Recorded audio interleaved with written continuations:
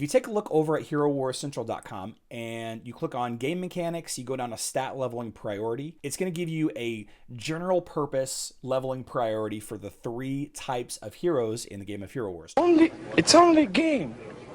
Why you have to be mad?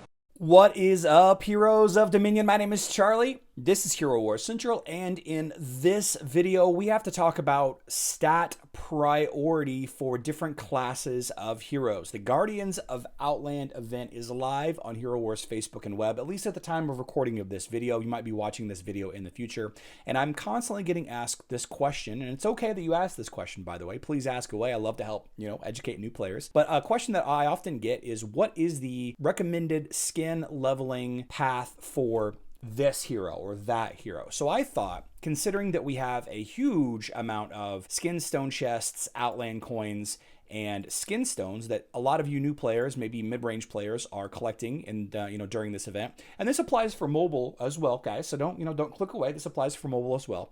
I thought it would be fun to kind of chat about the different ways you could level up heroes based on their role. So I want to start with the tank class because it's a nice starting point. It's the first hero that I recommend everybody puts in their resources into, and I like my buddy Astaroth here. So the way that stat priority works for tanks, at least the way that I recommend, is defensive stats, main stats, and then the attack stat.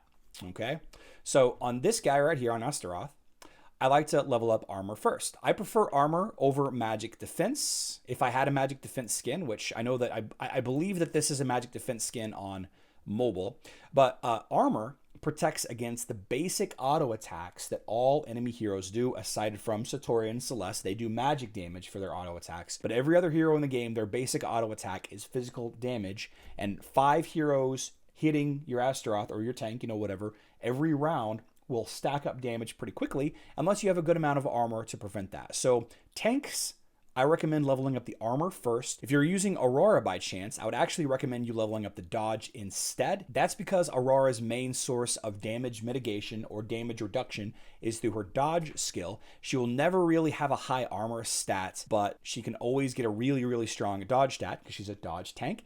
And this is an example of an exception, okay? And before we go any further, you may not agree with my decisions in this video or what I have listed on my website, but generally speaking, what I'm talking about in this video is going to be the main strategy.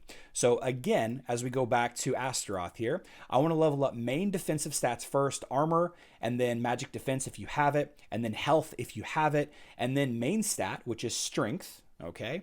And then finally after that, you want to start looking at your things like your magic attack. If you have penetration stat on a tank, then that's actually pretty strong before your attack stats. If you take a look over at HeroWarsCentral.com and you click on Game Mechanics, you go down to Stat Leveling Priority, it's going to give you a general purpose leveling priority for the 3 types of heroes in the game of Hero Wars. All of your tanks, you can generally follow this path right here. All of your damage dealers, you can generally follow this path right here. And all of your healer, support, control heroes, you can follow generally this path right here. Again, there's absolutely exceptions.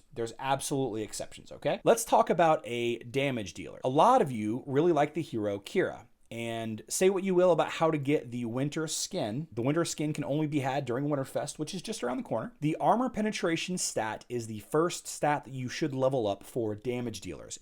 If you're leveling up a mage hero and they have a magic penetration stat, you should level up that skin first. It goes penetration, armor or magic penetration, and then the attack stat, physical attack here for Keira. If you are a mage of some kind, then you want to do magic attack. Phobos has magic penetration, all right? As a damage dealing hero, you could kind of use Phobos as a control hero, but since his rework, he's more of a damage dealing and control. Magic penetration would be the first skin to level up for Phobos. Then either of the magic attack skins, whichever one you have. Then the main stats, all right? Then the main stat. Then health, if you have a health skin or health glyph, level up that health glyph next. And then finally, your defenses. It is important to keep your damage dealers alive because a dead damage dealer doesn't do any damage, right? A dead Phobos doesn't do any damage. A dead Keira doesn't do any damage. But it is more important early on because the enemy team does not have their defenses leveled up either, aside from maybe their tank. You want to focus on the penetration stat, then the attack stat, then the main stat, agility, intelligence, strength, whatever your damage dealer's main stat is. then health, and then the other defenses. And if we switch over to a healer support style class in Thea, I like to start with the health stat on all of my support heroes. All right. Generally speaking, a lot of the healers, a lot of the control and supports, their skills are not necessarily based on stats. And you can see here that Thea's ultimate skill, her Solar Sanctuary, her main area of effect heal, is based on 30% magic attack. That's great. You do need magic attack to improve that. Same with the Healing Beam. Same with the Valve Silence. It's only a 10% magic attack modifier, though. You can see that in the skill description, 10% magic attack. And then the Violet ability does not have any stat bonuses to it.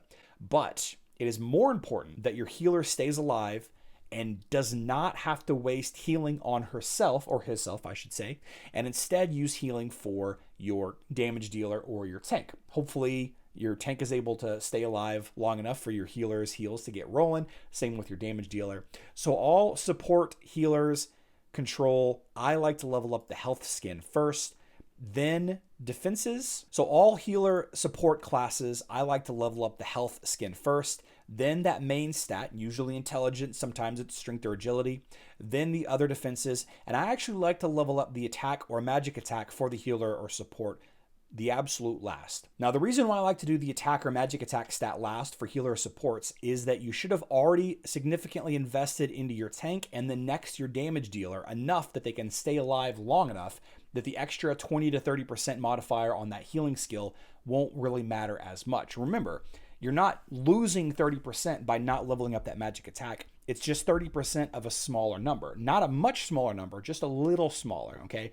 The amount of magic attack that you're going to gain from a skin or a glyph is very small in the beginning, and it gets bigger the more you level it up. So if you have any questions about any of this, please feel free to reach out to me on Discord. Link to join my Discord is in the description box down below. Reach out to me or any of the great team builders in there. Or if you're just curious about stat priority, go to my website, herowarcentral.com, hover over game mechanics, come down here to stat leveling priority, and this is a nice general purpose. But again, there are some exceptions, all right? So don't get too mad if I disagree with you or, the other expert that's trying to be in your ear, all right? I love you all. Good luck in Dominion.